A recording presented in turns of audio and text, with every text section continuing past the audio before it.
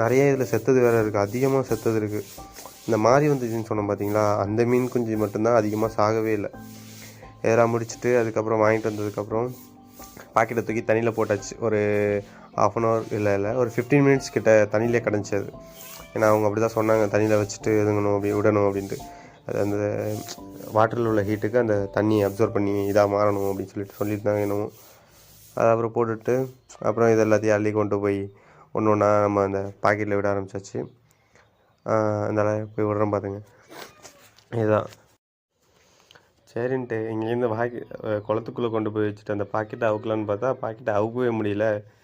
சரி அப்புறம் போட்டு மெனக்கட்டு அவரையும் பிடிச்சி போட்டு சரி கையால் அவுத்து ஆகாது அப்படின்னு சொல்லிட்டு பல்லாலே அவுத்துருவோம் அப்படின்னு சொல்லிட்டு பல்ல வச்சு கடிச்சு பார்த்தேன். அப்பயும் அதை அவுக்கவே முடியல. சரி அதுக்கப்புறம் என்ன பண்ணாங்க, மேலே வந்து கத்தியை வச்சு அப்புறம் அவுத்து தரேன் அப்படின்னு சொல்லி கொண்டு வா அப்படின்னு சொல்லிட்டு அதுக்கப்புறம் கத்தியை வச்சு அறுத்து கொண்டு போய் ஒன்று